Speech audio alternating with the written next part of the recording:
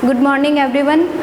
हमने पिछले वीडियो में आपको ये बताया था कि अमीबा में प्रचलन की कितनी विधियां होती हैं, किस तरह से अमीबा में प्रचलन होता है, किस तरह अमीबा जो है वो गमन करता है। अब हम बात कर रहे हैं अमीबा में उत्सर्जन किस तरह से होता है। तो यहाँ पे अमीबा जो है, जैसे हमने बात की थी कि अमीबा में पाचन क्रिया होती है, तो अमीबा जब पाचन क्रिया करेगा उससे अपने वेस्ट मटेरियल को बाहर निकालेगा। उसी तरह से वो किस तरह से कौन कौन से उत्सर्जन की विधियाँ होती हैं, किस तरह से वो खाने को बाहर निकाल रहा है। तो इसमें क्या ये टॉपिक का मतलब है अमीबा में उत्सर्जन। अब उत्सर्जन किस तरह से अमीबा में होता है ये हम जानेंगे। उत्सर्जन में क्या करता है, कोई भी अमीबा जो है वो यूरिया और अमोनिया, जैसे कि हम अन्य स्तनधारी हैं वो भी क्या करते हैं उत्सर्जन में क्या उत्सर्जित करते हैं, कौन से पदार्थ को, यूरिया और अमोनिया को। उसी तरह से अमीबा भी क्या करता है, यूरिया और अमोनिया को बाहर निकालता है, मतलब उत्सर्जित करता है। अब अगला इसमें क्या है, अमीबा में उत्तेजनशीलता किस तरह से होती है। अमीबा में उत्तेजनशीलता का मतलब क्या है कि किस तरह से अमीबा जो है वो उत्तेजित होता है, मतलब प्रकाश को देख करके गुरुत्व की तरफ जाता है, तो किस तरह से वो उत्सर्जित होता है। तो हम बात करेंगे इसमें प्रकाशानुवर्तन क्या होता है। तो कोई भी जो अमीबा है, मान लेते हैं हम वो जल और पानी में होगा, तो यहाँ पे क्या है, प्रकाश जब हम मान लेते हैं एक टॉर्च लेते हैं, उसको हम पानी में दिखाते हैं, तो यहाँ पे लिखा हुआ मंद प्रकाश और तीव्र प्रकाश। तो अमीबा को जब क्या करता है, प्रकाश जब प्रकाशित हम उसमें डालते हैं तो क्या करता है, अमीबा प्रकाश की तरफ क्या करता है, ये जहाँ पे प्रकाश होगा उससे अपोजिट डायरेक्शन में वो गति करेगा। मतलब तीव्र प्रकाश में वो क्या करेगा, पोखर या तालाब के तली में जाने की कोशिश करेगा। तो यहाँ पे क्या है, अमीबा जो क्या करता है, प्रकाशानुवर्तन में क्या करता है, नकारात्मक अनुक्रिया प्रदर्शित करता है। कि मतलब निगेटिव पॉइंट ये है यहाँ पे कि यदि हम इसको तीव्र प्रकाश में ले जाएंगे तो वो क्या होगा, पोखर या जो भी तालाब है उसकी तली में जाने की कोशिश करेगा। तो ये क्या हो जाएगा, उत्तेजनशीलता में नंबर 1 पॉइंट क्या है, ये प्रकाश की तरफ नकारात्मक अनुक्रिया को प्रदर्शित करता है। दूसरा पॉइंट क्या है, स्पर्शानुवर्तन, मतलब जब हम छूने की कोशिश करते हैं अमीबा को तो वो किस तरह से अपनी पोजीशन को बदलता है। मान लेते हैं हम कोई आलपिन लेते हैं और वो कोशिश करते हैं कि अमीबा को छुपाने की, इतना छोटा होता है वैसे दिखेगा नहीं, लेकिन आप ऐसे ही पानी में डालेंगे तो क्या होगा, वो अमीबा जो है वो भी क्या करेगा, जैसे ये पिन है और इसको हम लगा रहे हैं यहाँ पे, तो क्या होगा, अमीबा दूसरी कंडीशन में नीचे की तरफ गति करेगा। तो यहाँ पे स्पर्श करने पे भी अमीबा क्या करेगा, वो उसे हटने का प्रयास करेगा। तो ये भी क्या है, उत्तेजनशीलता का एग्जाम्पल है कि स्पर्शानुवर्तन जो होता है वो कैसे होता है अमीबा में। अब हम बात करते हैं अमीबा में जनन किस तरह से होता है, रिप्रोडक्शन इन अमीबा। तो कौन कौन सी विधियां होती हैं, कई विधियां होती हैं, द्विखंडन, बहुखंडन और बीजाणु जनन और पुनर्जनन। तो यहाँ पे द्विखंडन क्या होता है, इसको हम इंग्लिश में बाइनरी फ्यूजन भी कहते हैं। अमीबा में अलैंगिक जनन सामान्य तौर पे तो अलैंगिक जनन ही होता है। क्यों होता है, क्योंकि एक अमीबा जो होता है वो क्या करता है, 2 अमीबी में डिवाइड हो जाता है। मतलब एक अमीबा है ये, तो ये क्या होगा, 2 अपनी संतति अमीबी में कन्वर्ट हो जाएगा। मतलब ये क्या बना लेगा, 2 अमीबा की 2 संतानें बन जाएंगे। तो यहाँ पे द्विखंडन का मतलब ये हुआ, ये पहली चीज़ तो ये अनुकूल परिस्थिति में होगा, जब कंडीशन वातावरण के अनुकूल होंगी।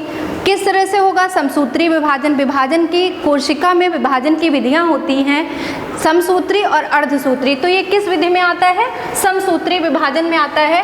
तो समसूत्री विभाजन में क्या होता है, प्रोफेज स्टेज में कई स्टेजेस आती हैं, पूर्वावस्था, मध्यावस्था और एनाफेज और टेलोफेज। तो जिसमें से क्या करता है, ये फर्स्ट स्टेज जो प्रोफेज होती है उसमें क्या है, जो क्रोमैटिन होते हैं, गुणसूत्र, वो क्या है, दो अमीबी में डिवाइड हो जाता है। तो यहाँ पे कौन सी प्रक्रिया कंप्लीट हो जाती है, द्विखंडन की। मतलब एक जनक अमीबा से जब 2 संतति कोशिकाएं बन जाती हैं या 2 संतति अमीबी बन जाते हैं तो इसको हम क्या कहते हैं, द्विखंडन कहते हैं। तो ये जनन की पहली विधि पूरी होती है। अब हम बात करते हैं बहुखंडन के बारे में। तो बहुखंडन का जैसे नाम से ही स्पष्ट है कि एक अमीबा से 2 तो बनेगा नहीं, एक अमीबा से 2 नहीं बनेगा, तो मतलब कई सारे अमीबी बनेंगे। तो ये किस तरह से बनेंगे, तो इसमें होता है आपका ये कब होता है? जब वातावरण की जो है अनुकूल परिस्थितियाँ नहीं होती हैं, जब प्रतिकूल परिस्थिति, जैसे कि उसको भोजन नहीं मिल पा रहा है, ताप नहीं अच्छे से, जैसे हमने आपको बात की ऊपर कि उत्तेजनशीलता की, प्रकाशानुवर्तन की, स्पर्शानुवर्तन, कभी कभी क्या करता है अमीबा जो है तली में जाने की कोशिश करता है, तो वहीं पे उसकी प्रतिकूल परिस्थितियां, जब उसको कंडीशन नहीं मिलती हैं तब वो विभाजित होने की कोशिश करता है, मतलब नए अमीबा बनाने की कोशिश करता है। तो यहाँ पे क्या होगा कि जब भोजन और ताप की प्रतिकूल कंडीशन होगी तब क्या करेगा, एक अमीबा जो है वो क्या करेगा, कई अमीबी में डिवाइड हो जाएगा। क्या हो जाएगा, मान लीजिए ये अमीबा एक बन गया, और कैसे डिवाइड होगा, ये अपने केंद्रक से ही विभाजित होगा। क्यों? क्योंकि कोई भी अमीबा मान लेते हैं ये कोई अमीबा है और इसको हम इधर से डिवाइड कर रहे हैं, यहाँ से डिवाइड कर रहे हैं, तो डिवाइड तो हो जा रहा है, कुछ समय बाद ये क्या हो, ये अमीबी जो होते हैं ये नष्ट हो जाते हैं, बनते हैं, आगे चल करके ये क्या हो जाएगा, ये नष्ट हो जाते हैं। और डिवाइड में कौन से बचते हैं, जो अपने केंद्रक से विभाजित होते हैं, मतलब जिनमें केंद्रक का कुछ भी अंश होगा वही डिवाइड होके आगे जो है संतति अमीबी बनाते हैं, अन्य नहीं। एक क्वेश्चन भी आता है कि अमीबा को अमृतत्व का जीव क्यों कहते हैं, कि अमीबा कभी मरता नहीं। पहली चीज़ तो ये है कि ये एक ऐसा इतना छोटा प्राणी है, या इतना छोटा एक कोशिकीय प्राणी है जो कि हमें दिखाई नहीं देता, तो इसलिए हम कह सकते हैं कि ये जो है इनमें ऐसी कंडीशन होती हैं कि ये आपका जो है ये डिवाइड होने में क्या करता है, ये क्या है, मान लेते हैं अमीबा है और ये है इसका केंद्रक। तो क्वेश्चन ये आता है कि अमीबा को हम कई भागों में यहाँ पे डिवाइड कर रहे हैं, 1 2 3 4। अब आप बताइए कि इसमें कितने सारे अमीबा बनेंगे। तो यहाँ पे कहने को ये भी है 1 2 3 4 5 जितने भी कट लगाएंगे वहाँ से, लेकिन ये क्वेश्चन आगे चल के क्या होगा, ये जितने भी अमीबी बनते हैं वो आगे चल कर के क्या होंगे, नष्ट हो जाएंगे। कुछ दिन तक तो रहेंगे लेकिन आगे चल के नष्ट हो जाएंगे, और बचेंगे कौन से, जो अपने केंद्रक से डिवाइड हो जाएंगे। जैसे हमने एक कट लगाया कहाँ से, केंद्रक से, तो ये कितने अमीबा बनेंगे, 2 अमीबा बनेंगे। तो यहाँ पे कौन सा विखंडन हो जा रहा है, द्विखंडन, मतलब एक अमीबा से 2 अमीबा बन रहे हैं। अब ये बहुखंडन कैसे होगा, अब बहुखंडन इस तरह से होगा जैसे कि वो केंद्रक, मान लेते हैं ये क्या है, कोई अमीबा है, ये अमीबा है, इसकी कोई निश्चित आकृति नहीं होती, हमने पहले भी बताया। यहाँ पे ये क्या है, केंद्रक है। अब क्या होता है, ये कोशिका कला इतनी मजबूत नहीं रह पाती, कभी कभी एकदम से उसको ताप मिल जाता है या कुछ ऐसी कंडीशन आ जाती है कि ये कोशिका कला जो है ये कमज़ोर हो जाती है। क्या है, कोशिका कला क्या होगी, कमज़ोर हो जाएगी, और इसके अंदर के क्रोमैटिन जो थ्रेड होते हैं वो क्या हो जाएंगे, ये बाहर आ जाते हैं। तब क्या है, कई अमीबी संतति का निर्माण करते हैं। तो यहाँ पे क्या है, बहुखंडन की प्रक्रिया जो है वो पूरी हो जाती है। किस तरह से, जब एक अमीबी जो है अपनी कोशिका कला जो है उसकी वो कमज़ोर होके फट जाती है और ये केंद्रक से ही डिवाइड होके बाहर आ जाते हैं, मतलब उनकी कंडीशन उनको अनुकूल मिल जाती है। तो वो अमीबी जो होते हैं वो ग्रोथ करने लगते हैं और बढ़ करके क्या बना लेते हैं, बहुखंड, बहुत सारे अमीबी संतति बना लेते हैं। अब हम बात करते हैं बीजाणु जनन की।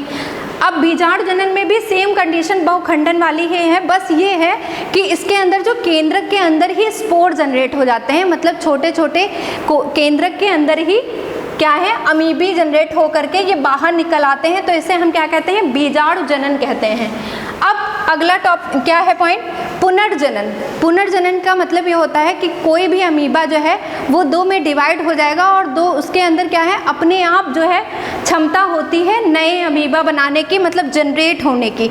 ये नहीं कि एक अमीबा है और 2 में डिवाइड हो गया तो ये क्या है, ये मर जाएगा। इसीलिए इसको कहते हैं अमीबा का जो है, अमीबा अमृतत्व का वरदान इसको प्राप्त है, ये कभी मरता नहीं है या इसकी प्राकृतिक मृत्यु नहीं होती है। तो यहाँ पे पुनर्जनन क्या है, ये अमीबा है आपका कोई भी, पुनर्जनन, पुनर्जनन का मतलब होता है जब 2 अमीबी जो हैं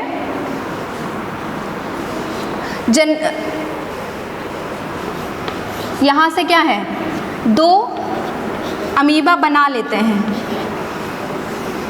और फिर क्या है, इन 2 अमीबा से क्या है, नए अमीबी बन रहे हैं। इससे क्या है, संतति अमीबी हैं। इस संतति अमीबी क्या है, धीरे धीरे इनकी जो संख्या है निरंतर बढ़ती रहती है। तो एक अमीबा से क्या है, लाखों अमीबा की जातियां बनती रहती हैं। तो इससे क्या कहते हैं, पुनर्जनन, मतलब एक पीढ़ी से कई पीढ़ियों में ये है इनका जनन होता रहता है, ये कभी विभाजित, ये मरते नहीं हैं। इसलिए क्या है, यहाँ तक आपने पहले वीडियो में, ये आपका पार्ट जो है ये कौन सा है, पार्ट 3 है। अमीबा में सबसे पहले आपने पढ़ा अमीबा क्या होता है, अमीबा की संरचना, अमीबा की प्रचलन की गतियाँ कौन कौन सी होती हैं, जिनमें हमने बताया कूटपाद जो होते हैं, अमीबा के जो कूटपाद, इनको क्या कहते हैं, जो कि प्रचलन में सहायक होते हैं। अमीबा में मत कौन कौन से हैं, जैसे आसंजन मत हमने बताया, लुढ़काव मत है, जिसमें सॉल और जेल मत जो है वो बहुत ही इम्पॉर्टेंट है, जिसमें हमने बताया आपको पैक्टिन एक वैज्ञानिक थे, उनके अनुसार जो सॉल और जेल का जो कॉम्बिनेशन होता है, मतलब सॉल से जेल में परिवर्तन होता रहता है। तो ये हमने आपको बताया सॉल जेल मत। अगले उसमें हमने बात करी कि अमीबा में पोषण की कौन कौन सी विधियां होती हैं, पोषण किस माध्यम से, जिसमें हमने आपको बताया अंतर्ग्रहण, आपका अवशोषण, स्वांगीकरण, बहिक्षेपण। फिर हमने आपको इसमें बताया कि अमीबा में श्वसन किस तरह से होता है। तो अमीबा में श्वसन जो है वो माइटोकॉन्ड्रिया द्वारा होता है, जिनमें माइटोकॉन्ड्रिया में क्या होता है, श्वसन जो है वो एटीपी से एडीपी फॉर्म में चेंज होता रहता है। इसलिए क्या है, माइटोकॉन्ड्रिया को पावर हाउस कहते हैं। सेल का मतलब किसी भी कोशिका को जब ऊर्जा की आवश्यकता होती है तो ये कहाँ से ऊर्जा मिलती है उसको, माइटोकॉन्ड्रिया से। अब हमने इसके बाद बात करी आपको इसमें अमीबा में उत्सर्जन की। तो उत्सर्जन में कौन कौन से पदार्थ जो हैं वो बाहर निकलते हैं, तो यूरिया है और अमोनिया है। फिर हमने बात करी अमीबा में उत्तेजनशीलता किस तरह से होती है, जिनमें हमने 2 पॉइंट लिखे, प्रकाशानुवर्तन और स्पर्शानुवर्तन। हमने कहा प्रकाशानुवर्तन में क्या है, अमीबा जो है वो नकारात्मक अनुक्रिया करता है कि प्रकाश की तरफ से भागने का प्रयास करता है, और वो क्या करता है, किसी भी, तो अमीबा की उपस्थिति कहाँ पे होगी, तली में होगी, या किसी भी पोखर तालाब में तली पे वो पाया जाएगा। फिर हमने बात करी अमीबा में जनन की कौन कौन सी विधियां होती हैं, द्विखंडन, बहुखंडन और बीजाणु जनन और पुनर्जनन। तो ये आपका क्या है, अमीबा में जनन कंप्लीट होता है। इस तरह से जो आपका लेसन है 5 जिसका नाम है आपका संघ, प्रोटोजोआ और अमीबा लेसन जो है वो आपका कंप्लीट होता है। तो इससे रिलेटेड जो आपको कोई भी क्वेरीज हो तो आप पूछ सकते हैं कि आपको जहाँ पे जो टॉपिक समझ में नहीं आया है, तो हमने एक एक करके आपको स्टेप वाइज बताया है कि किस तरह से अमीबा में, अमीबा की संरचना किस तरह से होती है, गमन की विधियाँ कौन कौन सी होती हैं, अमीबा में पोषण कैसे होता है, अमीबा में श्वसन क्रिया कैसे संपादित होती है। इस तरह से ये लेसन 5 जो चैप्टर है वो आपका कंप्लीट होता है। Thank you class.